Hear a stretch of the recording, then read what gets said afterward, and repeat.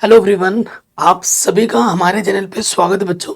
आज के इस वीडियो में हम कक्षा 10 की जो विज्ञान है नई एनसीईआरटी बुक के आधार पर चैप्टर नंबर जो 12 है विद्युत धारा के चुंबकीय प्रभाव, वन शॉट वीडियो में इसको मैं पूरा समझाऊंगा भी और इसके जो प्रश्न उत्तर है वो भी मैं कराऊंगा। तो वीडियो को कर दो लाइक, क्योंकि आप बाद में भूल जाते हो। तो बिना किसी देरी की वीडियो को हम स्टार्ट करते हैं। तो देखो, विद्युत धारा क्या होती है ये सब हम पहले चैप्टर में पढ़ चुके हैं।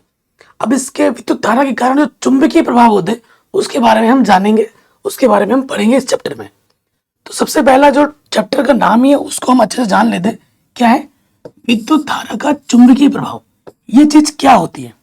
देखो, विद्युत जो धारा है, जब किसी चालक में, कोई भी चालक है, ठीक है, विद्युत धारा प्रवाहित होती है। जब कोई भी चालक है, कोई भी सर्किट है, उसमें अगर हम करंट दे दें, ठीक है, तो चारों ओर, इसमें ना चारों ओर एक चुंबकीय क्षेत्र उत्पन्न होता है। ठीक, इस प्रक्रिया को ही हम विद्युत धारा का चुंबकीय प्रभाव कहते हैं। तो अगर आपसे कोई पूछ दे कि भाई विद्युत धारा का चुंबकीय प्रभाव क्या है, तो आप क्या कहेंगे कि अगर हमारे पास कोई चालक है, कोई सर्किट है, अगर उसमें हम करंट दें, अगर हम उसमें विद्युत धारा दें, तो उसमें एक चुंबकीय क्षेत्र उत्पन्न हो जाता है और इसी को हम क्या कहते हैं? इसी को हम विद्युत धारा का चुंबकीय प्रभाव कहते हैं।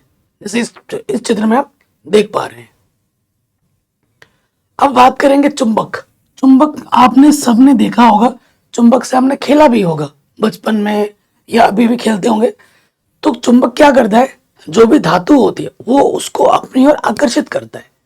चुंबक दो तरीके होते हैं, एक होता है कृत्रिम चुंबक, मानव निर्मित, और एक होता है प्राकृतिक चुंबक जो प्रकृति में पाया जाता है। ठीक है, आपने देखा होगा ना, आपके पास टुकड़ा होगा, तो ये चुंबक है। ये क्या करती है? ये जो धातु की वस्तु, लोहा, कील वगैरह, इनको अपनी ओर आकर्षित करती है।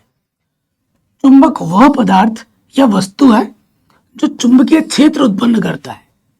चुंबकीय क्षेत्र अदृश्य होता है।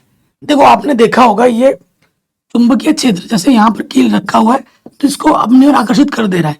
अगर ये कील यहाँ पर रखी होगी तो ये आकर्षित नहीं कर पाएगा। तो चुंबक का एक अपना चुंबकीय क्षेत्र होता है। ठीक है, सपोज करो इतना क्षेत्र उसका है, इस क्षेत्र के अंतर्गत आने वाली कोई भी धातु की वस्तु होगी उसको वो अपनी ओर आकर्षित करेगा। लेकिन अगर इस क्षेत्र से बाहर अगर कोई वस्तु रखी हुई है तो वो उसको आकर्षित नहीं कर सकता। तो ये लिखा है, चुंबक वह पदार्थ या वस्तु है जो चुंबकीय क्षेत्र उत्पन्न करता है। चुंबकीय क्षेत्र अदृश्य होता है, उसे हम देख नहीं सकते, उसे बस हम अनुभव कर सकते हैं। चुंबक का प्रमुख गुण आसपास के चुंबकीय पदार्थों को अपनी ओर खींचना एवं दूसरे चुंबकों को आकर्षित या प्रतिकर्षित करना है। देखो, आपने देखा होगा दो चुंबक होते हैं, हमने तो खेला भी है, इस टाइप के दो चुंबक आते हैं। कभी कभी ऐसा होता है कि इसको और इसको अगर पास में लाओगे, देखो चुंबक के ना दो पोल होते हैं, एक नॉर्थ एक साउथ, नॉर्थ साउथ। अगर अपोजिट आएगा, साउथ और नॉर्थ लेके आओगे, अपोजिट जो चीज आएंगी तो वो पट करके जुड़ जाएगी। लेकिन अगर इसको ऐसे घुमा दो, नॉर्थ नॉर्थ में आ जाएगा या साउथ साउथ में आ जाएगा, तो प्रतिकर्षित करेगा। तो तुम चाहे कितना भी बल लगा लो वो कभी जुड़ेगा ही नहीं। तो चुंबक में आकर्षण और प्रतिकर्षण दोनों का गुण होता है। अगला, चुंबकीय की विशेषता क्या होती है? देखो, ये चुंबक है, चुंबक के दो ध्रुव होते हैं। एक, देखो दो ध्रुव क्या हो गया, एक नॉर्थ हो गया और एक साउथ हो गया। चुंबक के कितने ध्रुव होते हैं? दो ध्रुव होते हैं, जिन्हें अलग अलग नहीं किया जा सकता। चुंबक स्वतंत्रता पूर्वक लटकाने पर सदैव उत्तर दक्षिण दिशा की ओर ठहरता है। अगर आप चुंबक को ऐसे लटका दो ना, ये चुंबक है, इसको अगर आप लटका दो धागे से बांध कर, तो इसका जो सिरा है वो हमेशा उत्तर दक्षिण की ओर ही ठहरेगा। उत्तर वाला उत्तर की तरफ, दक्षिण वाला दक्षिण की तरफ। कभी ऐसा नहीं आएगा, हमेशा ऐसे लटकेगा, हमेशा। ठीक है, समान ध्रुव एक दूसरे को प्रतिकर्षित करते हैं, जैसे कि अभी मैंने बोला था, जबकि असमान ध्रुव एक दूसरे को आकर्षित करते हैं। समान ध्रुव यानी कि नॉर्थ नॉर्थ या साउथ साउथ प्रतिकर्षित करेंगे, उल्टा होगा नॉर्थ साउथ या साउथ नॉर्थ, तो एक दूसरे को आकर्षित करेंगे। ये चुंबक के क्या होता है? गुण होते हैं। चुंबक के दो ध्रुव होते हैं, एक साउथ दक्षिण, एक नॉर्थ उत्तर। ठीक है, प्रत्येक चुंबक के दो ध्रुव होते हैं, उत्तरी ध्रुव, दक्षिणी ध्रुव। ठीक है, ये चित्र में आपको देखने को भी मिल रहा है। उत्तरी ध्रुव क्या होता है? चुंबक का वह सिरा जो उत्तर दिशा की ओर संकेत करता है। इसको लटका दोगे तो जो उत्तर दिशा की ओर संकेत करेगा वो उत्तरी ध्रुव है, जो दक्षिण दिशा की ओर संकेत करेगा वो दक्षिणी ध्रुव है। ठीक है, दक्षिण ध्रुव क्या होता है? चुंबक का वह सिरा जो दक्षिण दिशा की ओर संकेत करता है उसे हम दक्षिणी ध्रुव कहते हैं। तो जो कंपास होता है, कंपास में मैग्नेट लगा होता है, उससे क्या पता लगता है? दिशा का अनुमान लगता है। तो कंपास ऐसे लटका दे तो हमेशा उत्तर और दक्षिण दिशा को इंगित करता है। अगर ये नॉर्थ पोल है, ये साउथ पोल है, तो इधर ईस्ट होगा, पूरब होगा, इधर क्या होगा? पश्चिम होगा। तो ये अगर नॉर्थ और साउथ पोल मुझे पता लग जा रहा है तो ऑटोमेटिकली मुझे ईस्ट और वेस्ट पता लग जाता है। ठीक है, तो कंपास जो बनता है वो इसी गुण के आधार पर बनता है। चुंबकीय क्षेत्र मैं आपको चित्र में दिखा दूं। जैसे ये हमारा चुंबक था, तो ये क्षेत्र, ये रेखा है, तो चुंबकीय क्षेत्र क्या होती है और इसके गुण क्या होते हैं? तो सिंपल सी बात है, चुंबकीय क्षेत्र क्या होता है? चुंबक के आसपास का वह क्षेत्र जहां चुंबक वस्तु को आकर्षित या फिर प्रतिकर्षित कर सकता है उसे हम चुंबकीय क्षेत्र कहते हैं। वही यहां लिखा हुआ है, चुंबक के आसपास का वह क्षेत्र जहां तक उसका प्रभाव होता है चुंबकीय क्षेत्र कहते हैं। इस क्षेत्र में चुंबक के ध्रुवों के बीच बल कार्य करता है। चुंबकीय क्षेत्र का जो SI मात्रक होता है वो क्या होता है? टेस्ला होता है। ठीक है, टेस्ला कार नहीं भाई, टेस्ला मात्रक है। टेस्ला एक वैज्ञानिक का नाम है। ठीक है, उनके सरनेम से लिया गया है। कुछ गुण है, चुंबकीय क्षेत्र में एक स्थानीय दिशा और मात्रा होती है। देखो, जैसे चुंबक को हम लटका देंगे तो नॉर्थ और साउथ पोल में आके रुकेगा, उत्तरी और दक्षिण ध्रुव में आके ही रुकेगा। ठीक है, जिसमें परिमाण और दिशा दोनों शामिल होते हैं। ठीक है, इस क्षेत्र की दिशा उस सिरे की ओर होती है जिसमें उत्तरी ध्रुव या दक्षिण ध्रुव का गति होता है। ठीक है, लटकाने पर वहीं पे आके रुकते हैं। अब बात करेंगे चुंबकीय क्षेत्र रेखा की। तो देखो, ये भाई हमारा चुंबक है, लाल लाल, और ये साउथ पोल है और ये नॉर्थ पोल है, और ये हमारी जो रेखाएं हैं ये हमारी कैसी रेखाएं हैं? चुंबकीय क्षेत्र रेखाएं। और ये कभी भी आपस में नहीं मिलती हैं।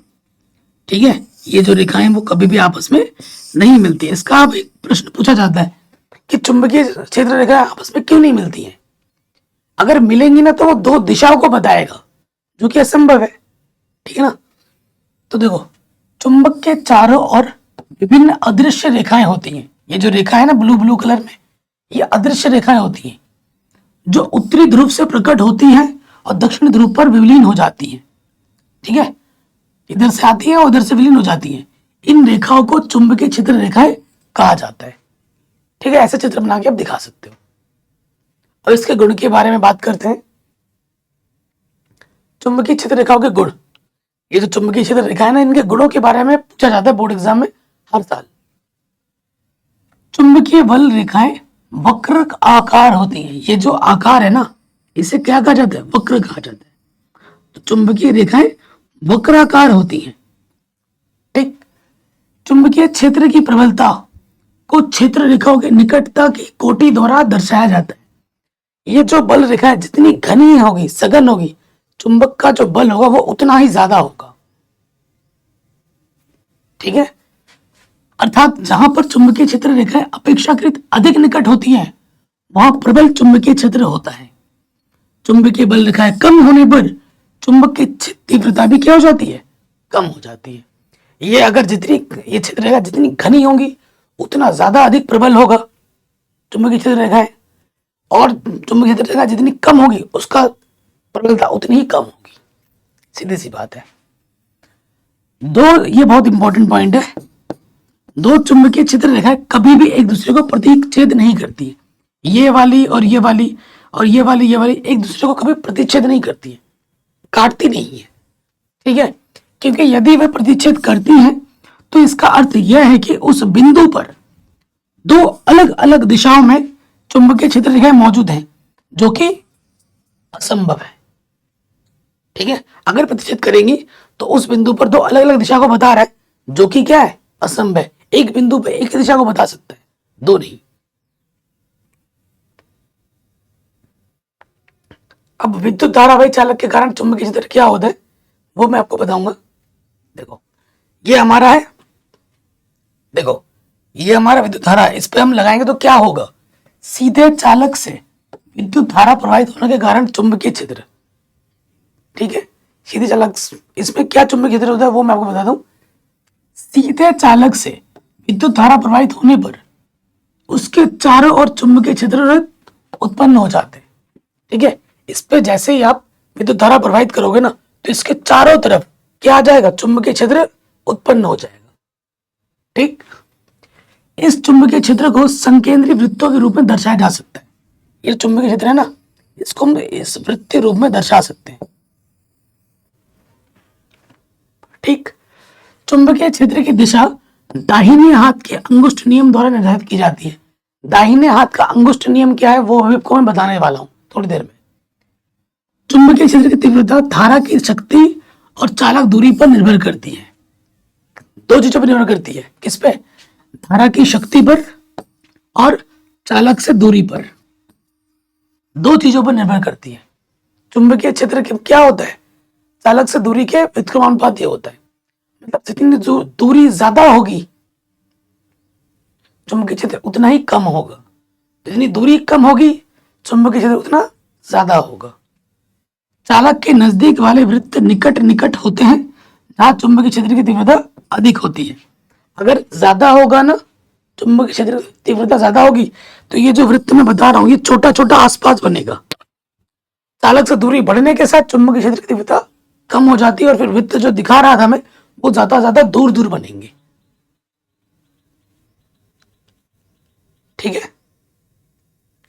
अब मैंने बोला था अंगुष्ठ नियम, दाहिना अंगुष्ठ नियम, ये हाथ है, हाथ की मुट्ठी ऐसे बंद करो, ये देखो, ये है ना ऐसे चित्र बनेगा, तो ये जो अंगूठा है, अंगूठा नीचे की तरफ होता है, ये जो हमारा अंगूठा है ये विद्युत धारा की दिशा को बताता है, और ये जो हमारा मुट्ठी हमने जैसे बंद किया ना ये क्या बताता है, ये बताता है चुंबकीय क्षेत्र को, ठीक है। ये जो उंगली है ये क्या बताती है, चुंबकीय क्षेत्र को, वही लिखा है यहाँ पर देखो।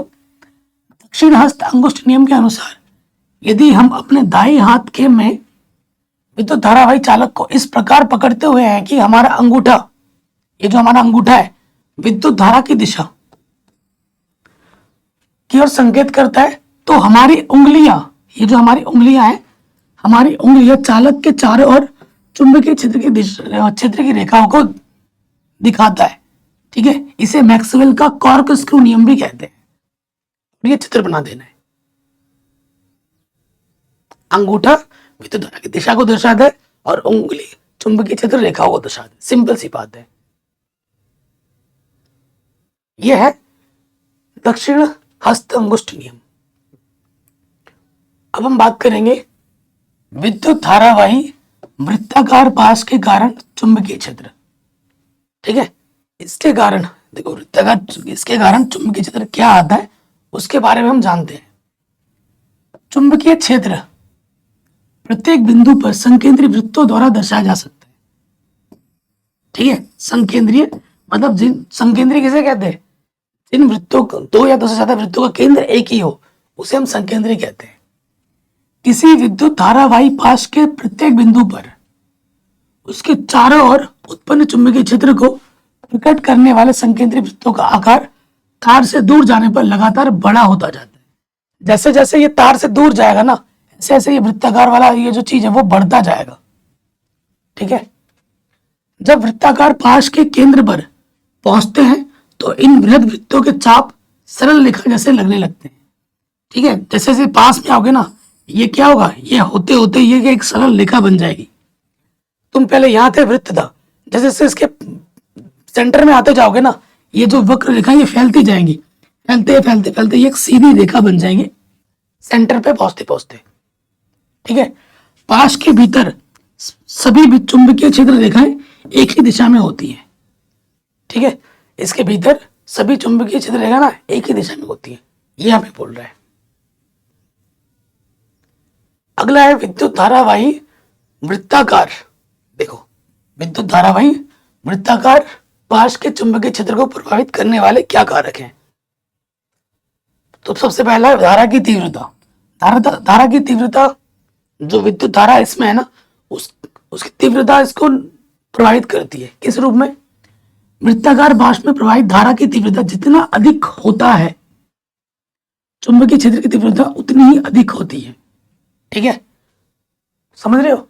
धारा का मान जितना ज्यादा होगा, चुंबकीय क्षेत्र की तीव्रता उतनी ही अधिक होगी। ठीक है, उसके बाद फेरों की संख्या, यहां पे ये जो फेरे हैं ना, ये फेरों की संख्या पर भी निर्भर करता है। फेरों की संख्या जितनी अधिक होती है, चुंबकीय क्षेत्र की तीव्रता उतनी ही अधिक होती है। जितने ज्यादा फेरे होंगे, उतनी ही ज्यादा क्या होगी? चुंबकीय क्षेत्र की तीव्रता होगी।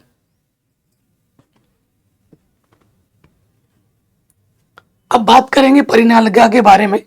ठीक है, यह है प्रॉपर फिगर और इसको इस रूप में हम दिखा सकते हैं प्रॉपर।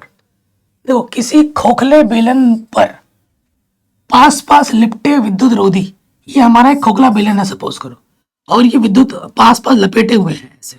ये बेलन है, खोखला है, और इसके ऊपर लपेटे हुए हैं तारों का, ऐसे तार लपेटे हुए हैं। किसी खोखले बेलन पर पास पास लिपटे विद्युत रोधी तांबे के तार होते ही हैं। क्या? तांबे के तार की बेलन की आकृति की अनेक फेरों वाली कुंडली क्या कहलाती है? परिनालिका कहलाती है। ये खोखला बेलन है और ये हमारा क्या, तांबे के तार को हमने आसपास यूं लपेट दिया है, तो ये फिर ये क्या बन जाएगी? एक परिनालिका बन जाएगी, जो कि इस रूप में दिखती है। ठीक है, इसका उपयोग क्या है, किस लिए इसका प्रयोग किया जाता है? तो परिनालिका के भीतर उत्पन्न प्रबल चुंबकीय क्षेत्र का उपयोग किसी चुंबकीय पदार्थ जैसे नरम लोहे को परिनालिका के भीतर रखकर चुंबक बनाने में किया जाता है। किसको बनाने में किया जाता है? चुंबक बनाने में किया जाता है, और इस प्रकार बने चुंबक को विद्युत चुंबक कहते हैं। ठीक है, इस प्रकार के बने चुंबक को हम क्या कहते हैं? विद्युत चुंबक कहते हैं। ठीक है बच्चों, आगे आराम से आगे बात करते हैं विद्युत चुंबक और स्थायी चुंबक के गुणों में क्या अंतर है। ठीक, तो इधर लिखेंगे हम विद्युत चुंबक के गुण और इधर लिखेंगे हम स्थायी चुंबक के गुण। ठीक, तो यह अस्थायी चुंबक होता है, अतः आसानी से चुंबकत्व समाप्त हो सकता है। चुंबकत्व का जो चुंबक आकर्षण का प्रतिकर्षण का जो गुण है वो खत्म हो सकता है। स्थायी क्या होता है? आसानी से चुंबकत्व समाप्त नहीं किया जा सकता इसमें। ठीक, इसकी शक्ति बदली जा सकती है और इसकी शक्ति निश्चित होती है, फिक्स होती है। ध्रुवीयता बदली जा सकती है, इसके ध्रुव को हम बदल सकते हैं और इसमें नहीं बदल सकते, ध्रुवीयता को हम नहीं बदल सकते। ये अधिक शक्तिशाली चुंबक होते हैं और ये कमजोर चुंबक होते हैं। कौन? स्थायी चुंबक। तो ये अंतर है, 4 आसान अंतर आपको मैंने लिखवा दिए हैं, याद कर लेना। परिनालिका का चुंबकीय क्षेत्र क्या होता है? देखो, जैसे हमारा एक खोखला है, उसके हमने तार ये लपेट दी तो परिनालिका बन गई। तो परिनालिका का चुंबकीय क्षेत्र की क्या होती है वो हमें बताना है। परिनालिका का एक सिरा उत्तर ध्रुव, ठीक है, ये हमारा उत्तर, ये हमारा दक्षिण ध्रुव है। ठीक है, उत्तर ध्रुव तो दूसरा सिरा दक्षिण ध्रुव की भांति व्यवहार करता है। ये एक सिरा उत्तर, एक सिरा दक्षिण ध्रुव की तरह व्यवहार करेगा।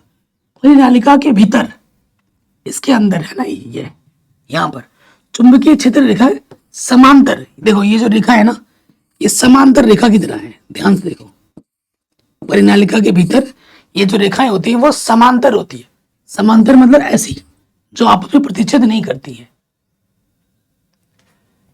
परिनालिका के भीतर चुंबकीय क्षेत्र रेखाएं समांतर सरल रेखा के रूप में होती है। यह निर्दिष्ट करता है कि किसी परिनालिका के भीतर सभी बिंदुओं पर चुंबकीय क्षेत्र समान होता है। ये जो परिनालिका है ना, ये हमें क्या बताते हैं? ये जो समांतर सरल रेखा, ये हमें क्या इंगित करता है? ये बताता है कि परिनालिका के भीतर सभी बिंदुओं पर चुंबकीय क्षेत्र क्या होता है? समान होता है, कहीं पर कम ज्यादा नहीं होता। अर्थात परिनालिका के भीतर एक समान चुंबकीय क्षेत्र होता है। ठीक है, ये चीज आपको पता चल गई। अब हम बात करेंगे फ्लेमिंग के बाएं हाथ का नियम। ठीक है, फ्लेमिंग का बाएं हाथ, फ्लेमिंग का दाएं हाथ का भी नियम है। फ्लेमिंग के बाएं हाथ के नियम से हाथ की 3 उंगली, अंगूठा, तर्जनी और मध्यमा, 3 उंगली को इस प्रकार फैलाना है कि ये तीनों एक दूसरे के लंबवत हों। ठीक है, तो ये जो अंगूठा होता है, ठीक है, देखो फ्लेमिंग के हाथ के नियमानुसार हाथ की 3 उंगली अंगूठा, तर्जनी और मध्यमा को एक दूसरे को इस प्रकार फैलाएगी तीनों एक दूसरे के लंबवत हो। यही लिखा हुआ है। हाथ की तर्जनी, मध्यमा एवं अंगूठे को हम परस्पर लंबवत इस प्रकार फैलाएं कि तर्जनी, ठीक है, तर्जनी चुंबकीय क्षेत्र, ठीक है, तर्जनी जो होता है चुंबकीय क्षेत्र को बताएगा, ये वाला, ठीक। और ये जो मध्यमा है वो विद्युत धारा को बताएगा, और अंगूठा फिर क्या बताएगा, बल की दिशा को बताता है। यही फ्लेमिंग के बाएं हाथ का नियम है। मैं फिर से बताता हूँ, ये जो भी लिखा है उसको भूल जाओ। फ्लेमिंग के बाएं हाथ के नियमानुसार यदि हाथ की 3 उंगली को हम इस प्रकार फैला, हाथ की 3 उंगली अंगूठा, तर्जनी, मध्यमा को इस प्रकार फैलाएगी तीनों एक दूसरे के लंबवत हो, तो तर्जनी चुंबकीय क्षेत्र की दिशा को, अंगूठा विद्युत धारा की दिशा को, तथा अंगूठा बोल रहा हूं, मध्यमा विद्युत धारा की दिशा को, और अंगूठा क्या बताएगा, बल की दिशा को इंगित करता है। यही फ्लेमिंग के बाएं हाथ का नियम है, यहां पे लिखा हुआ है। देखो इसका जो उपयोग होता है, विद्युत मोटर, विद्युत जनित ध्वनि विस्तारक यंत्र, माइक्रोफोन, विद्युत मापक यंत्र, कुछ ऐसी युक्तियां हैं जिनमें विद्युत धारावाही चालक तथा चुंबकीय क्षेत्र रेखाओं का उपयोग होता है। ये आप लिख देंगे, लेकिन एग्जाम में जब आएगा ना ये सब नहीं लिखना है आपको, बस यहां से ये लिखना है और ये चित्र बना देना है।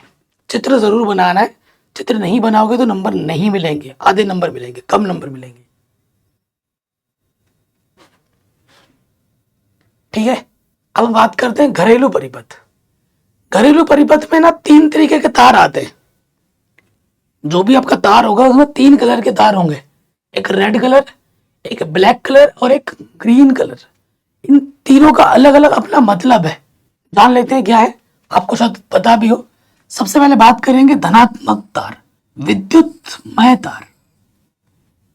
ठीक है, विद्युतमय तार रेड कलर का होता है, खतरा, लाल मतलब खतरा, और जिसपे करंट है वो खतरा है। इन तारों की सामान्यता लाल इंसुलिन होती है जो सकारात्मक विद्युत आवेश की उपस्थिति को सूचित करता है कि भैया इसमें करंट है, आवेश बह रहा है इसमें, इसलिए लाल कलर का होता है। फिर आता है उदासीन तार जो कि ऋणात्मक होता है, इसमें प्लस चार्ज होता है और ये माइनस, ठीक, ऋणात्मक। काले इंसुलिन वाली तारें नकारात्मक आवेश की होती है, ठीक है, मतलब उदासीन तार होता है, ये न्यूट्रल बोलते हैं इसको हम। और अगला जो ग्रीन होता है वो होता है भू संपर्क तार, ग्रीन कलर का, जिस पर हरा विद्युत विरोधी आवरण होता है। ये विद्युत धाराएं सुरक्षित रूप से पृथ्वी में विघटित होने का मार्ग प्रदान करता है। ठीक है, भारत में विद्युतमय तार तथा उदासीन तार के बीच 220 वोल्ट का विभवांतर होता है। इंडिया में कितने का होता है, 220 वोल्ट का। इससे ऑब्जेक्टिव क्वेश्चन आपका बन सकता है। ये एक सर्किट है, एग्जाम में भी आ सकता है कि एक घरेलू परिपथ का चित्र बना के दिखाइए, तो ये चित्र आपको बनाना वो आना चाहिए। ठीक है, देखो ये मैंने विद्युत मापी लगा रखा है, एक विद्युत बोर्ड का एक फ्यूज है, ये फ्यूज लगा रखा है। देखो ये हमारा भू संपर्क वाला तार है, ये विद्युतमय वाला तार है, और ये उदासीन तार है, ये गया, ठीक है, ये मेन कनेक्शन में गया। तो ये सामान्य घरेलू विद्युत परिपथ है, ये एग्जाम में आ जाता है बनाने के लिए 5 नंबर में, तो इसकी प्रैक्टिस कर लेना अच्छे से।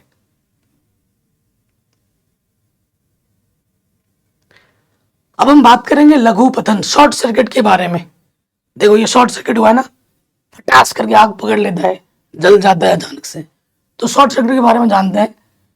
जब विद्युतमय तार पॉजिटिव तथा उदासीन तार नेगेटिव, पॉजिटिव वाला नेगेटिव वाला तार दोनों सीधे संपर्क में आ जाते हैं। अगर मेरी बात नहीं मान रहे हो तो जो तार है जिसमें एक में प्लग लगा रखा है आपने, एक में पॉजिटिव है एक में नेगेटिव, दोनों तार को तुम एक साथ जब ऐसे करोगे तो चिंगारी निकलेगी, जोर से चट करके आवाज भी आएगी। ठीक है, दोनों सीधे संपर्क में आते हैं तो लघु पतन हो सकता है, लघु पतन, शॉर्ट सर्किट। ठीक है, ऐसी परिस्थितियों में किसी परिपथ में विद्युत धारा अकस्मात बहुत अधिक हो जाता है और इसे अतिभारण कहते हैं, लघु पतन कहते हैं, शॉर्ट सर्किट कहते हैं। ठीक है। जब ये विद्युतमय तार और उदासीन तार आपस में कनेक्ट हो जाते हैं तो फिर क्या होता है, शॉर्ट सर्किट होता है, लघु पतन होता है। नेक्स्ट हम बात करेंगे अतिभारण क्या होता है। व्हाट इज अतिभारण। आपने देखा होगा कभी कभी आपने कुछ जला रखा है, ये जल गया, देखो यहां पर ये जल गया, क्यों, ऐसा क्यों होता है। कई कई बार देखा भी होगा ऐसा होता है। तो ये क्यों होता है, जब किसी परिपथ में अत्यधिक विद्युत धारा प्रवाहित हो रही हो, मतलब जितनी चाहिए उससे ज्यादा विद्युत धारा प्रवाहित हो रही है, तो इसका कारण हो सकता है कि एक ही सॉकेट से कई युक्तियों को संयोजित किया गया हो। एक ही सॉकेट है आपके, इस सॉकेट में ये लगा दिया, ये लगा दिया, ये लगा दिया, दुनिया भर के उसी में घुसेड़ दिए, ठीक है। तो उसमें क्या होगा, अत्यधिक विद्युत धारा प्रवाहित हो जाएगी, ठीक। इसको उस परिपथ में अतिभारण या ओवरलोडिंग कहते हैं। अतिभारण की स्थिति में अत्यधिक विद्युत धारा प्रवाहित होने के कारण विद्युत उपकरण अत्यधिक गर्म होकर जल सकते हैं। बहुत ज्यादा विद्युत धारा प्रवाहित हो जाती है, इसमें अत्यधिक लोड आ जाता है और उसके कारण वो गर्म हो जाता है और कभी कभी जल भी जाता है, शॉर्ट सर्किट, ठीक है। इसे ओवरलोडिंग की कंडीशन हो जाती है, ठीक है। तो इनसे बच के रहना है, नहीं तो आपके उपकरण को हानि पहुंच सकती है। अतिभारण का कारण क्या है, आपूर्ति वोल्टता में दुर्घटनावश होने वाली वृद्धि। एक ही सॉकेट में बहुत से विद्युत साधित्रों को संयोजित करना। एक ही सॉकेट है, उसी सॉकेट में पंखा, बिजली, है ना, फिर क्या चला रहे हो, प्रेस, कूलर, वॉशिंग मशीन, दुनियादारी सब तुमने लपेट दिया है, तो वहां ओवरलोडिंग हो जाएगी, अतिभारण हो जाएगा।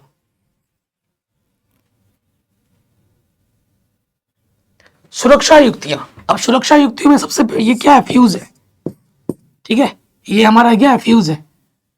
पहले के जमाने में फ्यूज बहुत होता था, अब तो फ्यूज का जगह अल्टरनेटिव क्या आ गया, उसका थोड़ा बड़ा वाला बात, क्या बोलते हैं उसको, मेरे को नाम याद नहीं आ रहा, थोड़ी देर में याद आ जाएगा। काला काला लाल लाल होता है, ऊपर कर दे नीचे कर दे, ठीक है। तो सबसे पहला युक्ति क्या है, विद्युत फ्यूज।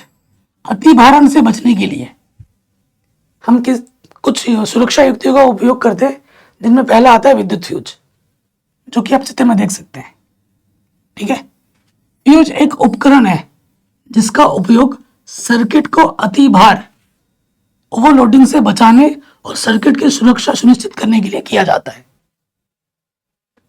यह चीनी मिट्टी कांच से बनता है। फ्यूज लिंक या फ्यूज तत्व कॉपर, सिल्वर, एल्यूमिनियम, जिंक या मिश्र धातु से बनी एक धातु की पट्टी होती है यहां पर, ठीक है। जब अतिभार होता है तो फ्यूज तत्व तुरंत पिघलना शुरू होता है। देखो यहां पर ना एक तार लगी होती है ऐसे, यहां पर, ठीक, एक तार लगी होती है। जब ओवरलोडिंग होती है ना, तो वो इस पे आएगा ओवरलोड पहले, और ज्यादा होने पर ये तार यहां से पिघल जाता है, टूट जाता है। और जब टूट जाता है तो यहां से संपर्क, बिजली का जो संपर्क है वो टूट जाता है, और जो करंट यहीं पे रुक गया फिर आगे नहीं जाता। जो नुकसान होना होता है उस बस सिर्फ इसी तार में ही होता है, किसी आगे नहीं। अगर ये चीज हम नहीं लगाएंगे तो वो जो अतिभार है, ओवरलोडिंग है, वो पूरे सर्किट में जाएगा, तो हमारे घर के जो उपकरण है वो नष्ट हो सकते हैं। कहीं पे बल्ब फूक जाएगा, कहीं पे टीवी फूक जाएगा। तो ऐसा होता होगा, अभी देखा होगा आपने, कि आपने देखा होगा कि कभी कभी ट्रांसमीटर फूक गया आपके गाँव का, कभी कभी बहुत ज्यादा बिजली आ गई एक साथ, तो घर के सारे उपकरण, किसी का पंखा खराब हो गया, किसी का बल्ब खराब हो गया, किसी का टीवी खराब हो गया, यही कारण होता है। तो ये बहुत ज्यादा जरूरी है।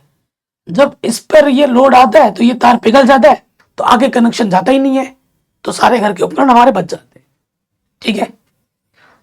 जब अधिभार होता है तो फ्यूज तो तुरंत पिघलना शुरू होता है और आने वाली आपूर्ति से जुड़े सर्किट को तोड़ता है, और इस प्रकार ये पूरे सर्किट की सुरक्षा करता है, ठीक है। जो चीज मैंने आपको बोली वो यहाँ पर लिखा हुआ है। अगला जो है वो है भूसंपर्क तार। ये आपने भूसंपर्क तार आपने कहा देखा होगा, जहां खंबे लगे हुए होते हैं, बड़े बड़े खंबे, और फिर वहां देखा जहां पर ट्रांसमीटर लगा हुआ होता है, वहां पे भी ये भूसंपर्क तार नीचे जरूर गया होगा, ठीक है। सो देखो, भूसंपर्क तार हरे रंग के विद्युत रोधी आवरण से ढकी रहने वाली वह सुरक्षा तार है। ये देखो हरा कलर है इसका, जो घर के निकट भूमि के भीतर बहुत गहराई पर दबी धातु की प्लेट से देखो ये धातु की प्लेट से संयोजित रहती है। यह तार विद्युत धारा के लिए अल्प प्रतिरोधक का चालन पथ प्रस्तुत करता है। ये जो तार होती है ना, विद्युत धारा के लिए अल्प प्रतिरोध चालन पथ प्रस्तुत करता है किसी क्षरण होने की अवस्था में, ठीक है, ओवरलोडिंग की स्थिति में साधित्र का विभव भूमि के विभव के बराबर हो जाता है। ठीक है, इसका जो विभव है इस भूमि के विभव के बराबर हो जाता है, जिसके परिणाम स्वरूप साधित्र का उपयोग करने वाले व्यक्ति की तीव्र विद्युत आघात से सुरक्षा हो जाती है। जो झटका लगता है बहुत ज्यादा वो नहीं लग पाता, फिर जो करंट बहुत ज्यादा लगता है, ये चीज करने से हम किसी की जान तक बचा सकते हैं। ठीक है, तो ये होता है इसका फायदा। अगला आता है आपका, हाँ ये इसकी बात कर रहा था, एमसीबी। ठीक है, मिनिएचर सर्किट ब्रेकर इसका फुल फॉर्म होता है। आजकल जो ज्यादा चलन में है वो है एमसीबी का चलन ज्यादा होने लगा है। विद्युत फ्यूज वो चीज थोड़ा कम है, ट्रेंड में आपका आजकल ये आया है एमसीबी। अभी इस रूम में भी मेरे कई सारे एमसीबी लगे पड़े हैं, नीचे भी लगा पड़ा है मेरे। ठीक है, अभी ट्रेंडिंग में यही है आजकल की आधुनिक दुनिया में। एक ऐसा उपकरण है जो किसी सर्किट को स्वचालित रूप से मैनुअल रूप से या रिमोट कंट्रोल द्वारा, ठीक है, रिमोट कंट्रोल द्वारा उसको नियंत्रित करता है। किसको नियंत्रित करता है? ओवरलोड को, शॉर्ट सर्किट को ये नियंत्रित करता है। ठीक है, असुरक्षित मान सर्किट ब्रेकर के माध्यम से जुड़े सर्किट में प्रभाव करने का प्रयास करता है और इस तरह यह अतिभारण या शॉर्ट सर्किट धाराओं से बचाता है। ठीक है, कैसे बचाता है? जैसे ही अतिभारण या शॉर्ट सर्किट होता है, ये विद्युत आपूर्ति को यहां से खत्म कर देता है, विद्युत का प्रवाह आगे होने नहीं देता है। ठीक है, तो फिर हमारा जो क्षति होने की जो स्थिति होती है वो नहीं हो पाती, वो कम हो जाती है। अब देखो, नई एनसीईआरटी बुक में ये जो चैप्टर है वो बहुत ही छोटा है। जो मैंने पढ़ाया बस इतने में से ही क्वेश्चन आएगा, क्योंकि नई एनसीईआरटी बुक में बाकी चीजों को हटा दिया गया है। इतना हो गया, इतना अगर आपने कर लिया तो क्वेश्चन यहीं से ही आएंगे, कहीं और से नहीं आएगा। सारे टॉपिक मैंने कवर करा दिए सिंपल नोट्स को बनाते हुए। ठीक है, ताकि आप समझे भी और आपका प्रॉपर एक नोट भी बन जाए, क्योंकि यहाँ से क्वेश्चन आते हैं। अब क्वेश्चन ले लिया है मैंने यहाँ पर, कह रहे निम्नलिखित में से कौन से लंबे विद्युत धारावाही तार के निकट चुंबकीय क्षेत्र का सही वर्णन करता है? तो ये ऑप्शन नंबर डी सही हो जाएगा।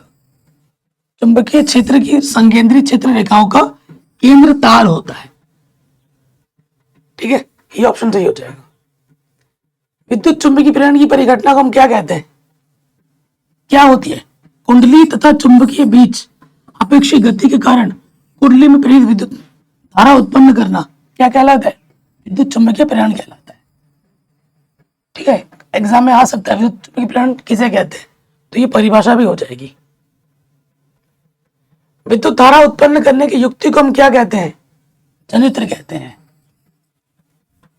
ठीक, लघुपतन के समय परिपथ में विद्युत धारा का मान क्या होता है? बहुत अधिक हो जाता है। ठीक, अगला क्वेश्चन है, विद्युत फ्यूज विद्युत धारा के किस सिद्धांत पे कार्य करता है? ऊष्मीय सिद्धांत पे कार्य करता है। जैसे ऊष्मा बढ़ जाती है, ठीक है, वो तार टूट जाता है और फिर आगे विद्युत की आपूर्ति बंद हो जाती है और हमारे उपकरण सुरक्षित रहते हैं।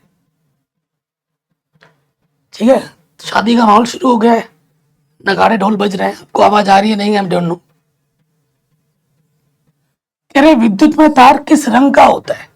तो ये लाल रंग का होता है, इसमें पॉजिटिव चार्ज होता है। ठीक, घरेलू विद्युत परिपथ में उदासीन तार का रंग क्या होता है? उदासीन रंग तार का रंग जो होता है वो काला होता है। ठीक है, नेगेटिव होता है। चुंबकीय क्षेत्र का एसआई मात्रक क्या है? चुंबकीय क्षेत्र का एसआई मात्रक है टेस्ला। ठीक, फिर क्या, विद्युत चुंबकीय प्रेरण की खोज किसने की थी? फैराडे ने की थी। विद्युत चुंबकीय क्षेत्र के प्रभाव में विद्युत धारा का मान क्या होता है? चालक बल पर उत्पन्न होता है। चुंबक द्वारा धारावाही चालक पर लगाए गए बल की दिशा ज्ञात की जाती है किसके द्वारा? फ्लेमिंग के बाएं हस्त के नियम के द्वारा। ठीक है, अब लघु उत्तरीय प्रश्न, छोटे छोटे प्रश्न है। कह रहे किसी चुंबकीय क्षेत्र में स्थित विद्युत धारावाही चालक पर आरोपित बल कब अधिकतम होता है? तो जब अधिकतम कब होता है, जब विद्युत धारा की दिशा चुंबकीय क्षेत्र की दिशा के लंबवत होती है। ठीक है, क्या होती है, लंबवत होती है, तब सबसे अधिकतम होता है। किसी विद्युत परिपथ में लघुपतन कब होता है? लघुपतन मैंने आपको पढ़ाया अभी, जब विद्युत परिपथ में विद्युतमय तार उदासीन तार, ठीक है, विद्युतमय तार और उदासीन तार परस्पर संपर्क में आते हैं, तो फिर क्या होता है, लघुपतन होता है। विद्युत परिपथ तथा साधित्रों में सामान्यतः उपयोग होने वाले दो सुरक्षा उपायों लिखिए। एक होता है अर्थिंग भू संपर्क धार और दूसरा है विद्युत फ्यूज, तीसरा है एमसीबी। चुंबकीय क्षेत्र रेखाओं को उत्पन्न करने के दो तरीकों की सूची बनाइए। ठीक है, तो पहला है किसी धारावाही चालक के विद्युत धारा प्रवाहित करके, ऐसे बना सकते हैं, या फिर एक वृत्ताकार पाश में विद्युत धारा प्रवाहित करके। स्टार्टिंग में मैंने ये चीज पढ़ाई थी। अगला है भू संपर्क तार का क्या कार्य है, धातु के आवरण वाले विद्युत साधित्रों को भू संपर्क करना क्यों आवश्यक है। ठीक है, ये भी मैंने पढ़ाया था। देखो, संपर्क तार धातु के आवरण वाले विद्युत उपकरण जैसे विद्युत इस्त्री, टोस्टर आदि में सुरक्षा उपाय के रूप में प्रयोग किया जाता है। धातु के आवरणों से संयोजित भू संपर्क तार विद्युत धारा के लिए अल्प पथ प्रस्तुत करता है। इससे यह सुनिश्चित होता है कि उपकरण के धात्विक आवरण में विद्युत धारा का क्षरण होने पर उस साधित्र का विभव उनके विभव के बराबर हो जाएगा, जिससे इस साधित्र को उपयोग करने वाला व्यक्ति विद्युत आघात से बच जाएगा। तो उसको करंट लगता है उससे वो बच सकता है। ठीक है, ये चीज आ जाएगी। जब इस पे जो इसका जो विभव है ना, वो इसके विभव के बराबर हो जाएगा, और जब ऐसा बराबर हो जाएगा तो जो जिसने उसको पकड़ के रखा है उसको वो जो विद्युत आघात लगता है वो फिर लगेगा नहीं। ठीक है, इसलिए ऐसा किया जाता है। अगला है चुंबकीय क्षेत्र रेखाओं के मुख्य गुण लिखिए। चुंबकीय चित्र बना देना। मुख्य गुण क्या है कि चुंबकीय क्षेत्र रेखाएं चुंबक के उत्तरी ध्रुव से प्रकट होती है और दक्षिण ध्रुव पर विलीन हो जाती है। चुंबकीय क्षेत्र के भीतर चुंबकीय क्षेत्र रेखाओं की दिशा उनके दक्षिणी ध्रुव से उत्तरी ध्रुव की ओर जाती है। दक्षिण ध्रुव से उत्तरी ध्रुव की ओर जाती है। चुंबकीय क्षेत्र रेखा एक बंद वक्र होती है। ठीक है, और ये रेखाएं आपस में एक दूसरे को कभी भी प्रतिच्छेद नहीं करती है। चौथा पॉइंट ये हो जाएगा। दो चुंबकीय क्षेत्र रेखाएं एक दूसरे को प्रतिच्छेद क्यों नहीं करती हैं? ये जो रेखाएं और ये जो रेखाएं आपस में प्रतिच्छेद क्यों नहीं कर रही हैं? चुंबकीय छुई सदा एक ही दिशा की ओर संकेत करती है। ठीक है, ये जो कंपास होता है, नॉर्थ साउथ ईस्ट वेस्ट, ये एक ही दिशा को दर्शाता है ना। यदि दो चुंबकीय क्षेत्र रेखाएं एक दूसरे को प्रतिच्छेद करें तो इसका अर्थ होगा कि प्रतिच्छेदित बिंदु पर चुंबकीय क्षेत्र की दो दिशाएं हैं। जहां पर वो प्रतिच्छेद कर रही है वहां पर कितनी दिशाएं? दो दिशाएं हैं, और दिक्सूची ने दो दिशाओं की ओर संकेत किया है। ठीक है, कंपास ने दो दिशाओं को दिखाया एक ही जगह पर, तो क्या है, पॉसिबल है? नहीं, जो संभव नहीं है। इसीलिए चुंबकीय क्षेत्र रेखाएं एक दूसरे को कभी भी प्रतिच्छेद नहीं करती हैं। घरेलू विद्युत परिपथ में अतिभारण से बचने के लिए क्या सावधानी बरतनी चाहिए? तो एक ही सॉकेट से अधिक विद्युत उपकरणों का संयोजन नहीं करना चाहिए, क्योंकि इससे अतिभारण हो सकता है। एक ही सॉकेट है, उसमें कई सारे प्लग नहीं लगाओ कभी भी। उच्च शक्ति वाले साधित्रों जैसे electronic iron, geyser, air conditioner आदि का एक साथ स्विच ऑन नहीं करना चाहिए कभी भी। इसीलिए देखा होगा जो गीजर है, जो एयर कंडीशनर है, इनके लिए अलग पोर्ट दिए गए हैं घर पे, सिंगल यूज के लिए। ठीक है, इसीलिए दिया जाता है। दक्षिण हस्त अंगुष्ठ नियम क्या है? अंगूठा जो होता है विद्युत धारा की दिशा को बताता है, और ये जो उंगलियां होती है चुंबकीय क्षेत्र की दिशा को बताती है। दक्षिण हस्त अंगुष्ठ नियम के अनुसार यदि हम दाहिने हाथ में विद्युत धारावाही चालक को इस प्रकार पकड़ते हुए हैं कि हमारा अंगूठा विद्युत धारा की दिशा और हमारा उंगली चालक के चारों ओर चुंबकीय क्षेत्र की दिशाओं को, रेखाओं को बताता है। यह है दक्षिण हस्त का अंगुष्ठ का नियम। ठीक है जी, ये भी आपका आराम से बन गया। फ्लेमिंग के बाद का नियम क्या है? अभी मैंने बताया था। फ्लेमिंग के बाद के अनुसार हाथ की तीन उंगलियों, अंगूठा, तर्जनी और मध्यमा को इस प्रकार फैलाए कि तीनों एक दूसरे के लंबवत हो। तो अंगूठा बल की दिशा, ठीक है, और मध्यमा विद्युत धारा की दिशा और तर्जनी चुंबकीय क्षेत्र दिशा को इंगित करता है। यही फ्लेमिंग के बायत का नियम है। ठीक है, तो इस तरीके से नई एनसीईआरटी बुक के आधार पर इस चैप्टर को मैंने वन शॉट वीडियो में मैंने कंप्लीट कर दिया है, एकदम आसान तरीके से। नई एनसीईआरटी पे ये बुक, ये जो चैप्टर है ना, बहुत ही छोटा कर दिया गया है, इसीलिए वीडियो भी बहुत छोटी बनी है। ठीक है, और जितना बोर्ड एग्जाम के लिए जरूरी है मैंने उतना ही बताया। वन शॉट वीडियो है, उस हिसाब से पढ़ा है। वीडियो को हर जगह शेयर करें।